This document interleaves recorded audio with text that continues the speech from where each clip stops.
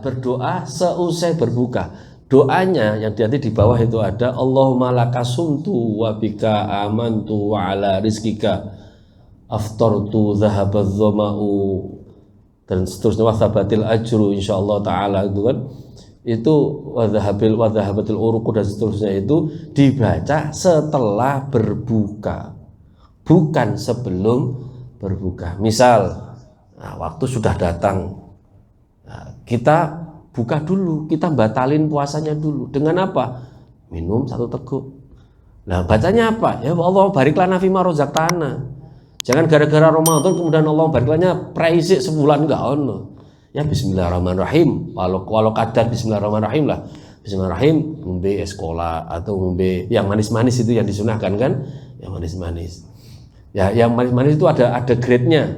Yang disunahkan itu pertama yang manis yang alami. Maka kenapa kemudian Rasul menyarankan kurma. Grade-nya itu. Yang kedua, kalau nggak ada manis alami, air putih malah. Baru yang manis non alami. Jadi teh manis itu atau es campur itu grade-nya masuk yang nomor 3. Bukan nomor 2, bukan nomor pertama, enggak. Pertama itu yang alami.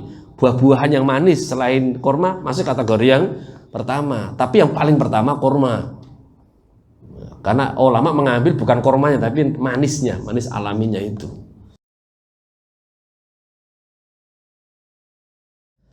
Assalamualaikum warahmatullahi wabarakatuh.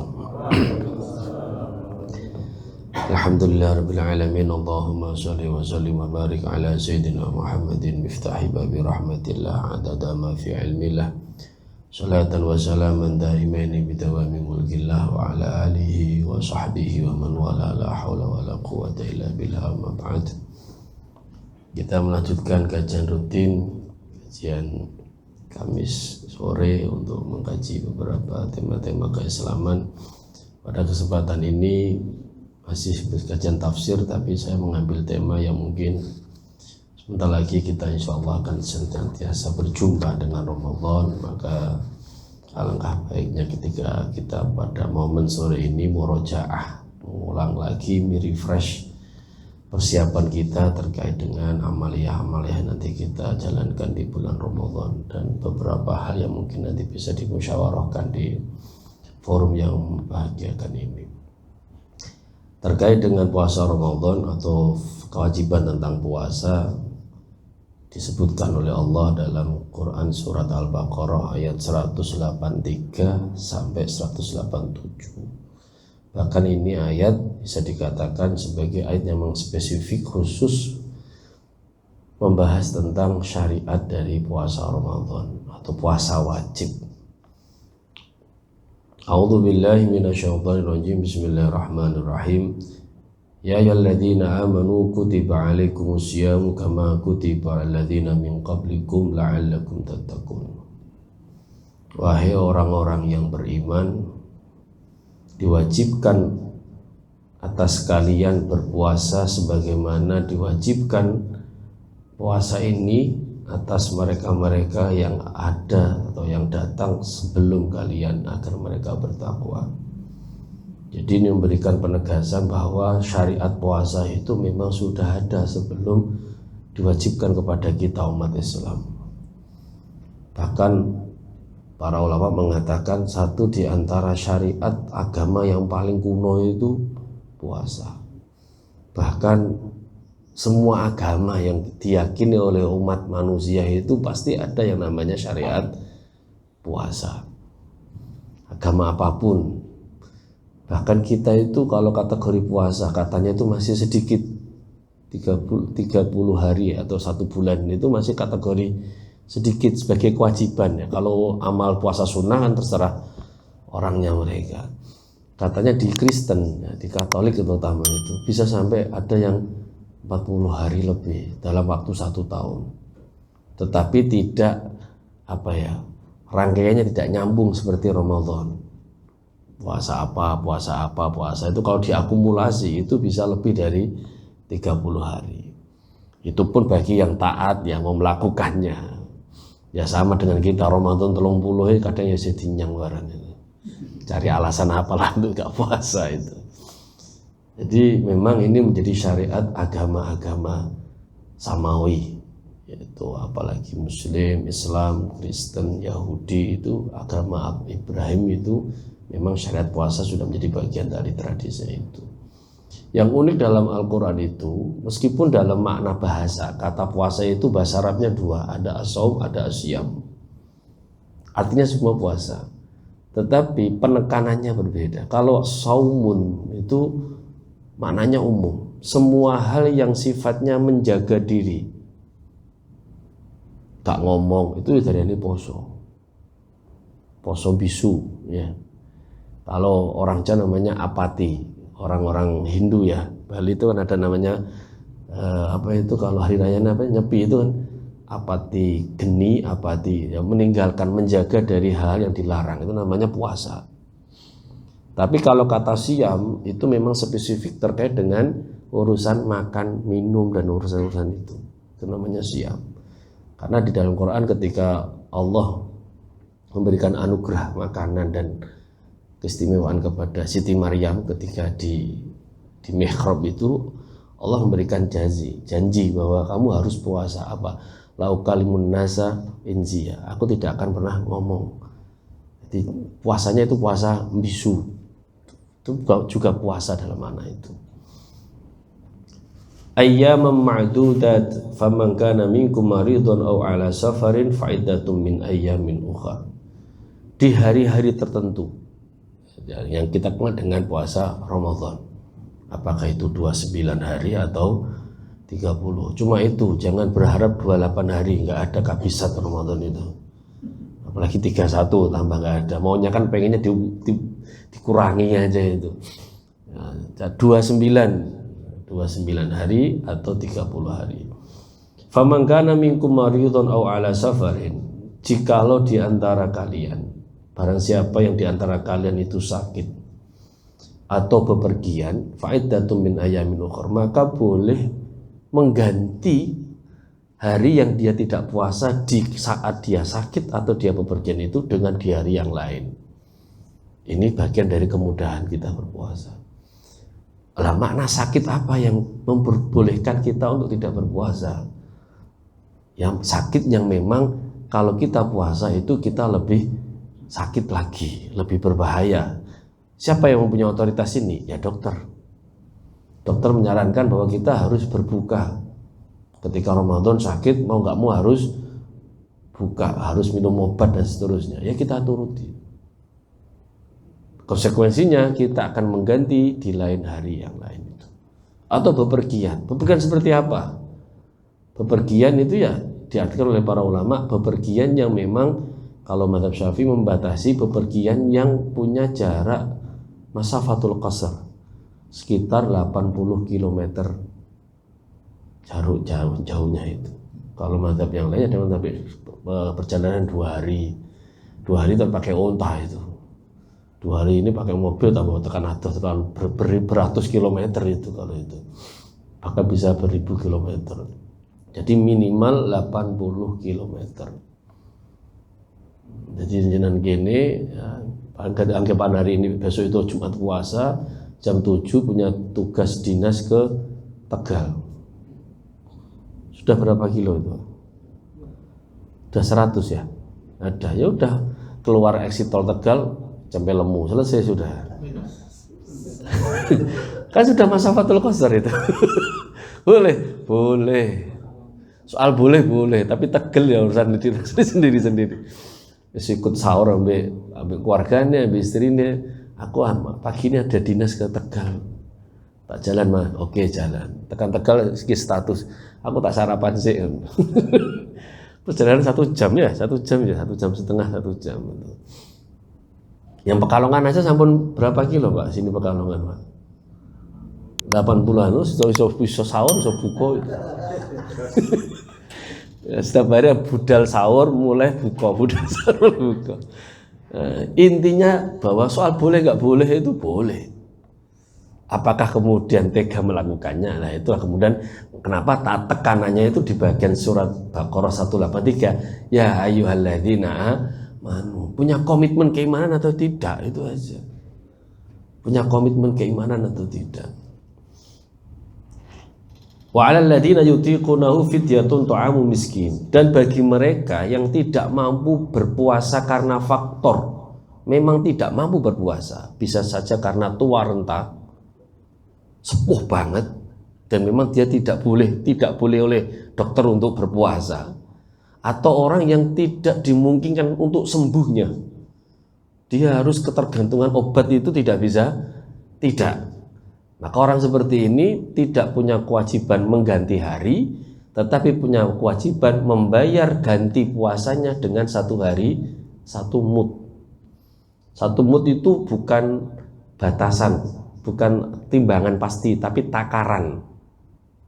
Jadi bedakan.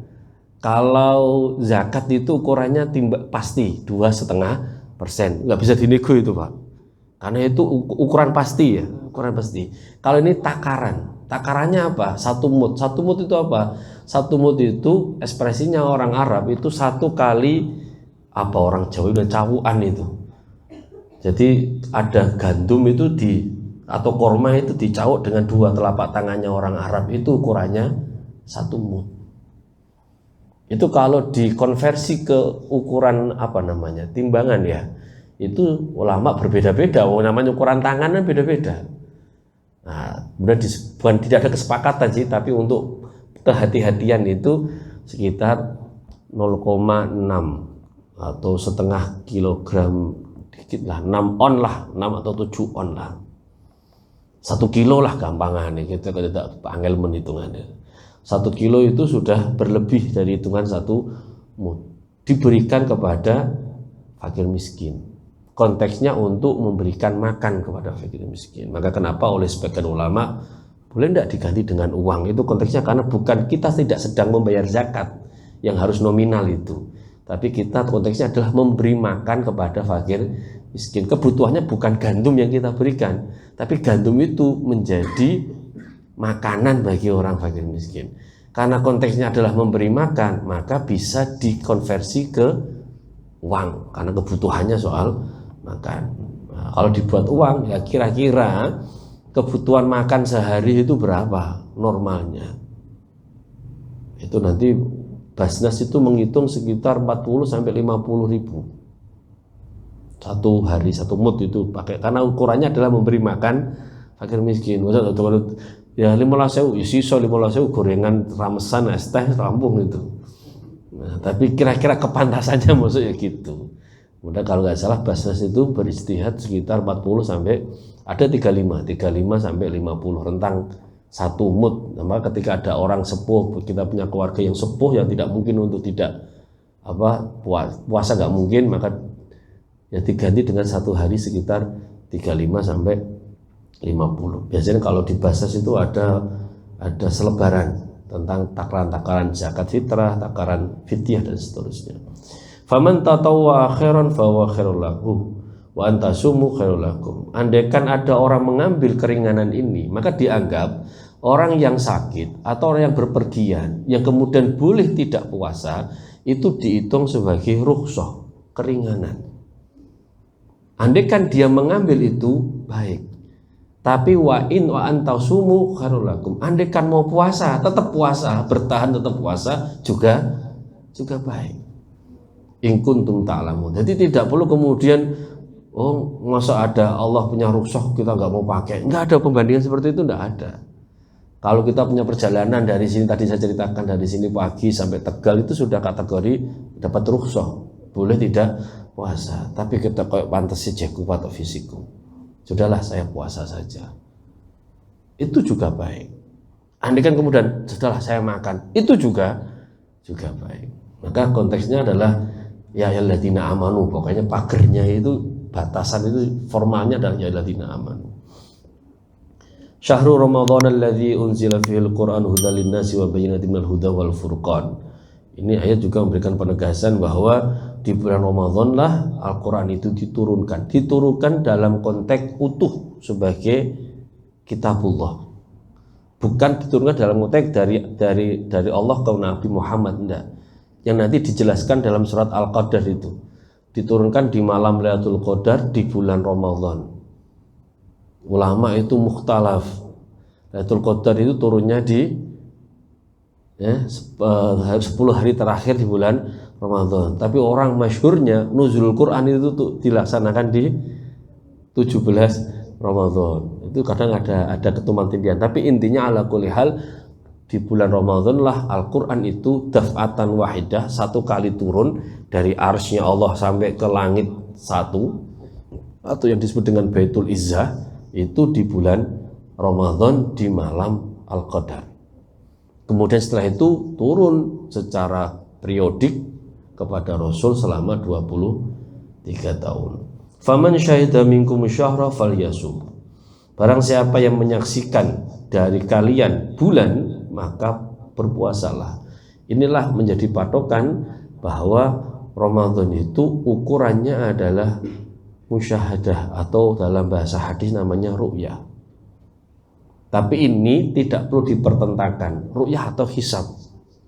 Faktanya orang meru'yah itu juga butuh hisab. Nggak ada Pak jenengan kemudian dengan telanjang mata madhep kulon delok wah iko sono hilale, nggak semudah itu. Itu punya koordinatnya masing-masing. Sementing madhep kulon kita kok terawang-terawang warna ojo oren-oren, ternyata lampu kapal malah. Jadi repot. Maka memang tidak mungkin orang meru'yah tanpa hisab. Maka hisab itu menjadi media alat untuk meru'yah. Nah, kenapa berbeda? Ulama berbeda dalam memahami kata ru'yah. Ru'yah itu dipahami dengan pandangan mata pakai hisab, atau ru'yah diartikan sebagai ilmu. Ini yang kedua, ini yang dipahami oleh keluarga Muhammadiyah, bahwa ru'yah itu adalah ilmu. Ilmu itu adalah hisab itu sendiri. Itu diperdebatkan, tapi itu dinamis. Orang yang pakai hisab pun juga mempertimbangkan ru'yah, orang yang pakai ru'yah juga mempertimbangkan hisab. Nah, terus bagaimana kita Pak? Paling aman gandulan pemerintah. Wes clear itu. Tunggu isbat dari Kemenak, udah selesai. Kok salah? Ya tanggung jawab pemerintah. Ada satu kisah, tapi saya belum verifikasi benar tidaknya. Saudi Arabia pernah menentukan hari raya salah. Kalau nggak salah Idul Fitri atau apa itu. Yang seharusnya belum saatnya Idul Fitri diputuskan Idul Fitri. Itu katanya negara membayar fidyah untuk rakyatnya itu. Ke siapa yang tidak tahu? Kok mungkin pihak ketiga itu kayak mungkin kalau di kita di Basnas itu kan. Bayangkan berapa itu. Maka paling aman tuh itu. Imamnya salah, makmum beres ya urusan. Nah, itu pernah terjadi hal seperti itu. Wa man kana maridun aw ala safarin fa iddatun min ayamin ukhra. Ini juga sama tadi, barang siapa yang punya kondisi sakit atau bepergian, maka baginya boleh untuk tidak puasa dan diganti dengan hari yang lain. Yuridullahu bikumul yusra wa la yuridu bikumul usra. Allah menginginkan kalian itu kemudahan dan Allah tidak menginginkan kalian itu kesulitan. Nanti kenapa ada makna kemudahan kesulitan di sini? Di ayat selanjutnya akan dijelaskan itu. Walitukmilul iddata wa litukabbirullaha ala ma hadakum wa la'allakum tashkurun. Semuanya itu untuk menyempurnakan hitungan bulan Ramadan, ditutup dengan bertakbir, ini masuk bulan Syawal. Semuanya itu bagian dari rasa syukur kita kepada Allah Subhanahu wa taala. Nah, kemudian ada hal yang menarik dalam tradisi puasa ketika awal kali disyariatkan kepada umat Rasulullah, yaitu surat Baqarah 187. Uhilla lakum laylatas siyamir rafathu ila nisaikum hunna libasul lakum wa antum libasul lahun. Dihalalkan bagi kalian laki-laki di malam puasa untuk berhubungan dengan pasangan kalian, karena pasanganmu bagi kalian itu adalah pakaian dan kamu baginya juga adalah pakaian. Kenapa ada pernyataan ini? Karena awal kali syariat puasa tahun kedua Hijriah.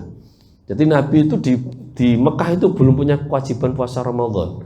Puasa yang wajib cuma satu, tanggal 10 Muharram, Asyura.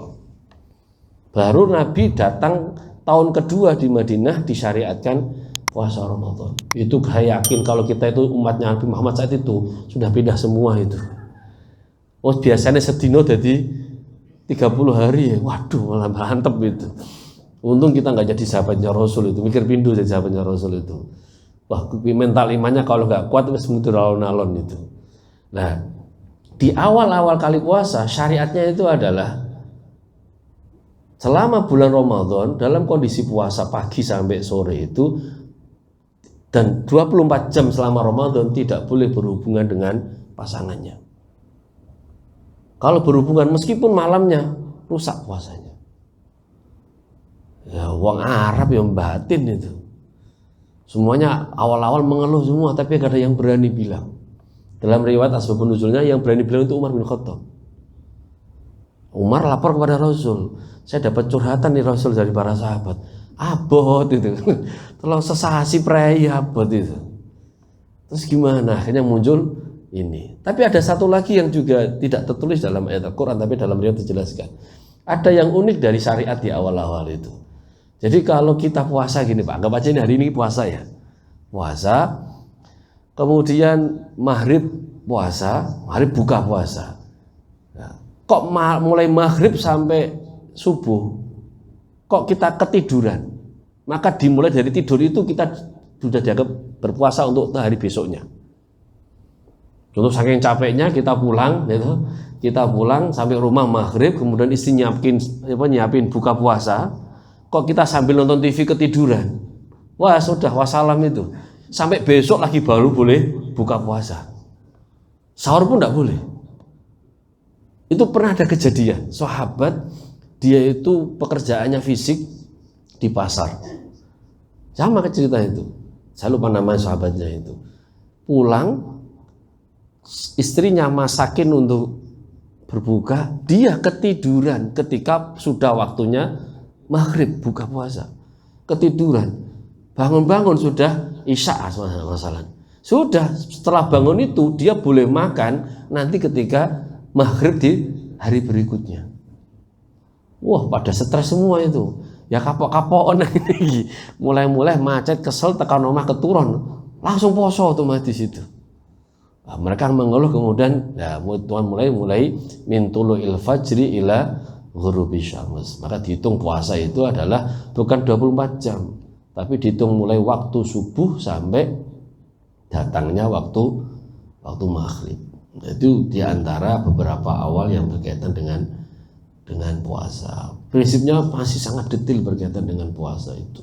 Tapi hal-hal yang mungkin perlu hal-hal yang sunnah yang mungkin ada yang di sini itu menyegerakan berbuka puasa di waktunya. Menyegerakan berbuka puasa di waktunya. Maka bagi orang yang berpuasa nanti jenengan puasa itu yang terpenting bukan suara adzan. Adzan itu bukan penanda buka puasa. Adzan dari dulu itu penanda waktu sholat. Jangan diganti di Ramadan sebagai penanda buka puasa. Tidak ada urusannya. Maka pastikan jam jenengan itu kan dikasih jadwal imsakiyah itu ya. Itu jangan sampai ya memang menyegerakan tapi di waktunya bukan di luar waktunya. Walau karena 1 menit pun kok belum saatnya ya batal puasa kita. Konsekuensinya ya kondok satu lagi. Maka ojo kesusu.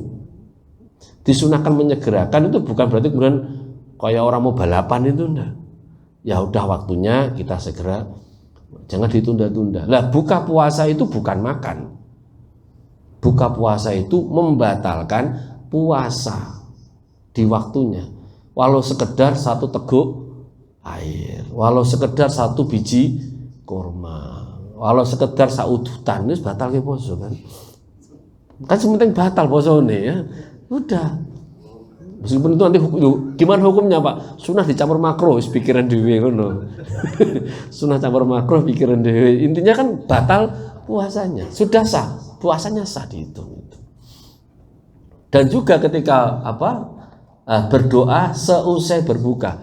Doanya yang nanti di bawah itu ada Allahumma lakasumtu wa bika amantu wa ala rizkika aftartu dhahabadz dhama'u dan seterusnya wathabatil ajru insyaallah taala itu kan itu wadhahabatil uruqu dan seterusnya itu dibaca setelah berbuka bukan sebelum berbuka. Misal waktu sudah datang kita buka dulu, kita batalin puasanya dulu dengan apa?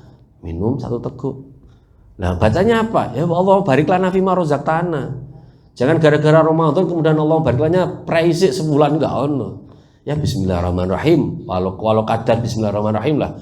Bismillahirrahmanirrahim, ngombe es cola atau ngombe yang manis-manis itu yang disunahkan kan? Yang manis-manis. Ya, yang manis-manis itu ada grade-nya. Yang disunahkan itu pertama yang manis yang alami. Maka kenapa kemudian Rasul menyarankan kurma. Grade-nya itu. Yang kedua, kalau nggak ada manis alami, air putih malah. Baru yang manis non alami. Jadi teh manis itu atau es campur itu grade-nya masuk yang nomor 3. Bukan nomor 2, bukan nomor pertama, enggak. Pertama itu yang alami. Buah-buahan yang manis selain kurma masuk kategori yang pertama. Tapi yang paling pertama kurma. Karena ulama mengambil bukan kurmanya tapi manisnya, manis alaminya itu. Ya, jadi yang gurih, gorengan itu urusan belakangan kalau itu.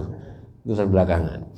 Jadi baru setelah itu selesai 1 teguk air atau 3 biji kurma selesai berdoa Allahumma lakasumtu dan seterusnya. Andai kan sudah terbiasa Pak karena ajakan dari TV Pak itu kan. TV kan gitu, dan langsung mari kita berdoa buka air durung lah dari itu. Gimana? Ya enggak apa-apa, tapi tidak mendapatkan kesunahan berdoa berbuka puasa. Mendapatkan kesunahan berbukanya dapat, tapi kesunahan menempatkan berdoanya itu yang enggak dapat. Sama dengan gini, orang wudhu itu sunahnya kan kumur baru istinsak ya. Tartibnya kan gitu, berkumur baru istinsak, ngerot baru ilung, atau dibarengkan. Itu dua-duanya mendapat kesunahan. Tapi kalau dibalik, ya nyesep banyu irung istinsak dulu baru berkumur, malah tidak dapat kesunahan, karena nggak itu urutannya. Nah, itu hal-hal yang berkaitan dengan hal yang mungkin ya kurang umum, tapi saya kira perlu bukan diluruskan lah, ya diberikan kepada pokoknya lagi. Kemudian juga terkait dengan sahur. Sahur itu sunnah memang. Bahkan itu hadisnya itu sahih, tidak hanya sahih lafdzan wa maknan. Redaksinya itu persis bagaimana Rasul. Karena banyak hadis yang kadang redaksinya nggak persis dengan apa yang kata Rasul. Tapi kalau soal ini tasakharu fa inna fis sahuri barokah, itu redaksinya persis di semua riwayat hadis. Namanya hadis mutawatir lafzi. Tasakharu fa inna fis sahuri barokah. Bersahurlah kalian karena di dalam sahur itu ada keberkahan. Kesunahannya itu adalah bukan untuk menguatkan diri kita untuk siap-siap puasa di siang hari, itu enggak. Karena mengambil keberkahan di situ. Maka nyuwun sewu kalau ada masih sebagian dari kita yang aku gak sagugah ya, aku gak biasa sahur, itu kurang bagus menurut saya. Oh, ada keberkahan kok gak mau diambil. Sahur bukan berarti makan, dalam artian makan kenyang itu ya. Yang penting seteguk air, mencari keberkahan di waktu sahur, itu yang diinginkan oleh Rasulullah. Apa sing seneng udut ya tak udutan wis tumbuk-tumbuk golek sahur. Nanti perdebatannya sunah sama makruhnya berebut itu. Tapi yang jelas janganlah kemudian seakan-akan menyombongkan diri. Sama dengan orang yang seakan merasa kuat puasa tidak buka, aku kok ae buka. Enggak bagus itu. Enggak bagus. Ada kesunahan yang ditoleransi oleh agama. Baru ini loh, ada urusan makan itu sampai dihukumi sunnah ya, hanya soal puasa tok itu. Nyoba buka bab makan yang dihukumi sunnah, nggak ada sama sekali. Hanya urusan soal buka sama sahur. Dihargai oleh Allah dan Rasul menjadi bagian dari amal kesunahan. Itu diantaranya itu. Kemudian apa ya, mungkin hal-hal yang membatalkan ya, masuknya segala hal benda padat cair terhadap rongga tubuh yang asli itu 7, telinga, kemudian hidung, mulut, 2 kemaluan. Yang lainnya tidak dalam kategori rongga atau rongga yang dibuat. Maka ini diperdebatkan bagaimana ketika orang sakit itu pakai infus, kan itu kan. Kalau infusnya itu dipilah dulu, ulama itu khilaf. Ada mengatakan mutlak kalau infus itu kan bukan di dalam rongga yang natural, maka tidak batal. Tapi ulama ada yang mengatakan lihat dulu konteksnya. Kalau yang infusnya itu infus untuk kekuatan, ya infus yang biasanya orang lemes dikasih infus itu, ya pasti batal. Karena ada unsur poso kok infusan yang ramangan sedino rong dino ora masalah kuat itu. Konteksnya untuk menahan diri makan, malah dia modusnya pakai infus gitu. Sama aja bohong namanya. Tapi kalau infusnya untuk medis ya, kan ada ya yang biasanya botolnya kecil-kecil itu ya, untuk terapi atau pengobatan itu boleh. Sebagaimana orang suntik itu, yang dulu bukan soal suntiknya, apa yang disuntikkan itu. Kalau multivitamin atau apa ya kuat lah orangnya itu. Tapi kalau memang untuk berobat, obat ya mungkin, maka itu dibolehkan. Contoh masalah vaksin ya. Biasanya nanti kan dekat ini biasanya nanti orang-orang haji itu meningitis itu. Orang bisa tanya, Pak gimana saya itu mau meningitis Pak, suntik meningitis di waktu puasa. Ya enggak apa-apa. Enggak apa-apa, enggak ada hubungannya. Itu saya kira beberapa hal itu. Soal fidyah tadi ya, dan untuk perempuan yang mengandung atau menyusui yang khawatir karena dirinya ya, maka dia hanya punya wajib qadha, tidak wajib fidyah. Ini yang tahu ya kondisi perempuannya. Tapi kalau dia menyusui atau hamil dan khawatir bukan dirinya tapi khawatir terhadap kandungannya atau bayi yang menyusui, yang dia susui, maka dia wajib bayar fidyah dan qadha. Konteksnya di sana.